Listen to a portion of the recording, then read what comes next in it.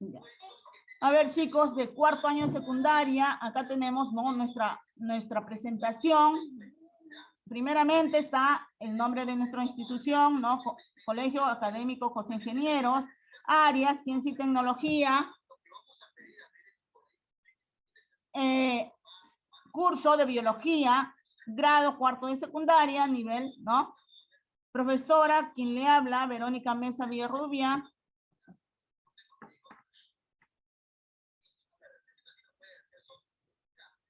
Sí, no hay problema, ya le pueden tomar fotos si ustedes quieren, ¿ya?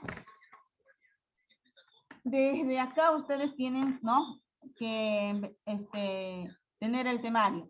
Pero estos momentos todavía no, ustedes van a tener que tomar atención, de ahí yo les doy un tiempo, ¿ya?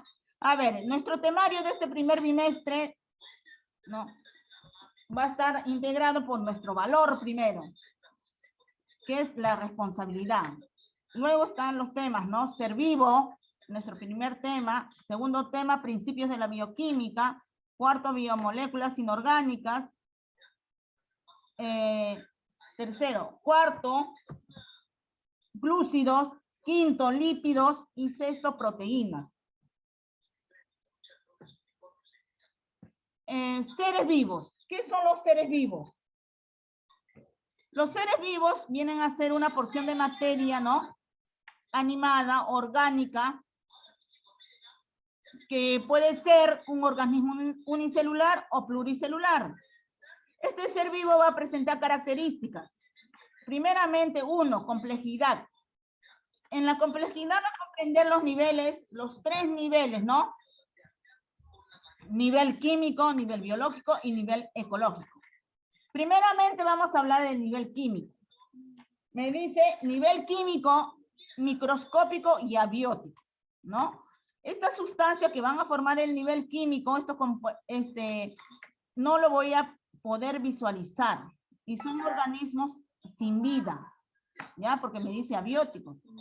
Primeramente tenemos a los bioelementos. Los bioelementos se encuentran presentes en todos los seres vivos. Entre los más importantes, ¿no?, tenemos, por ejemplo, el carbono, el oxígeno, el hidrógeno, el azufre, el nitrógeno, ¿no? Y entre otros elementos químicos. Luego seguimos con las biomoléculas simples. Las moléculas son las moléculas vitales para los seres vivos. Dentro de las biomoléculas tenemos el agua, ¿no?, que le necesitamos los seres humanos, los animales, las plantas para poder vivir. También tenemos el dióxido de carbono, pero ¿quién necesita ese dióxido de carbono? Necesita sobre todo las plantas. ¿Para qué? Para poder realizar su proceso fotosintético. A ver, siguiente, macromoléculas. Unión de biomoléculas, ¿no? Vienen a ser las macromoléculas. Por ejemplo, tenemos acá a las proteínas, ¿ya? Una de las proteínas tenemos, por ejemplo, la ovoalbumina. ¿Dónde se encuentra la ovoalbumina? Se va a encontrar en el huevo. Luego tenemos los glúcidos, ¿no?, o llamados también carbohidratos, los glúcidos, ¿no?, que se caracterizan por tener compuestos como harina y azúcar. Luego están los lípidos, ¿no?, que están los fosfolípidos, ya uno de ellos. Luego tenemos las vitaminas. Tenemos un sinnúmero de vitaminas, vitaminas hidrosolubles y las vitaminas liposolubles. Y luego tenemos a los ácidos nucleicos. Dentro de los ácidos nucleicos tenemos a dos. Al ADN, llamado ácido desoxirribonucleico, y el ARN, llamado ácido ribonucleico, ¿no?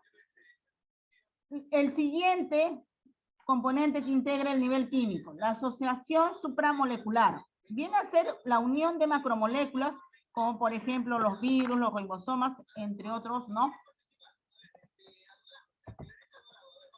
La B, nivel biológico. El nivel biológico está integrado primeramente por la célula. La célula es una unidad fundamental de todo ser vivo. Esta célula puede ser procariota y eucariota. La procariota, como sabemos, es aquella célula que no tiene un núcleo definido, ¿no? Y fue de acuerdo a los estudios, fue la primera célula que existió y dio origen a la eucariota. La eucariota es aquella célula ya más evolucionada, ¿no? Que va a presentar un núcleo definido y sus organulos. Luego tenemos, ¿no? Dentro, por ejemplo, tenemos células como las neuronas, o llamadas también, ¿no? Células nerviosas, las células de la piel, los leucocitos, las plaquetas, entre otras células. Pasamos a la siguiente, tejido. Los tejidos vienen a ser la unión de células que tienen función, característica y origen similar. Por ejemplo, tenemos el tejido óseo, el tejido cartilaginoso, el tejido sanguíneo, el tejido nervioso, entre otros. ¿Ya? Luego, pasamos al siguiente, la parte de órganos. Los órganos están constituidos, ¿no? Por la unión de diferentes tejidos, como por ejemplo el corazón, el cerebro, los pulmones, los huesos, ¿ya? Los dientes, la lengua y así, ¿no? Por ello dice etcétera. Luego tenemos al sistema. El sistema viene a ser la agrupación anatómica y funcional de diferentes órganos, ¿no? La agrupación, por ejemplo, tenemos ahí el sistema digestivo. ¿De qué está constituido el sistema digestivo? A ver, ¿por qué órganos? A ver, tenemos, por ejemplo, comenzamos por la boca, primeramente, ¿no? En la boca van a estar el órgano del diente, la lengua, pasa a la faringe, ¿no? Luego al esófago, al estómago, intestino delgado, intestino grueso, ¿se dan cuenta? O sea, todos esos órganos van a formar un sistema llamado digestivo. Luego pasamos con otro sistema respiratorio, sistema sanguíneo, sistema óseo, ¿no? Entre otros sistemas. Y por último, dentro del nivel biológico tenemos al individuo. El individuo es una integración anatómica, fisiológica y funcional de los sistemas. Por ejemplo, un individuo puede ser un perro, una planta o el ser humano, ¿no? La C, nivel ecológico. El nivel ecológico me dice, ¿no? Está integrado. Macroscópicos, abióticos y bióticos. ¿Por qué? Son organismos que podemos verlo a simple vista, por eso dice macroscópico. Abióticos con vida y también va a haber seres sin vida, ¿no? Abióticos sin vida y bióticos con vida, ¿no? Seres acá van a estar con vida y sin vida, ¿no? Integrados por estos seres. Por ejemplo, tenemos primeramente la población. La población viene a ser el conjunto de individuos de una misma especie que ocupa un lugar y tiempo determinado. Por ejemplo, tenemos manada de elefantes, de cebras, de leones, etc. Luego tenemos la comunidad. La comunidad viene a ser el conjunto de poblaciones de diversas especies. Por ejemplo, tenemos las aves guaneras, ¿no? Que va a estar integrado por un conjunto de poblaciones de aves, ¿no? Luego tenemos los corales, los arrecifes, etc. Pasamos a la siguiente, los ecosistemas. Los ecosistemas vienen a ser la unidad ecológica determinada por la relación de los seres vivos y un medio ambiente. Este ecosistema tenemos acuático y un ecosistema terrestre, ¿no? Hay dos tipos de ecosistemas. Luego tenemos a los biomas. Los biomas vienen a ser la relación que existe entre la flora y la fauna con diferentes ecosistemas. Por ejemplo, tenemos un bioma, la tundra, las coníferas, los desiertos, ¿no?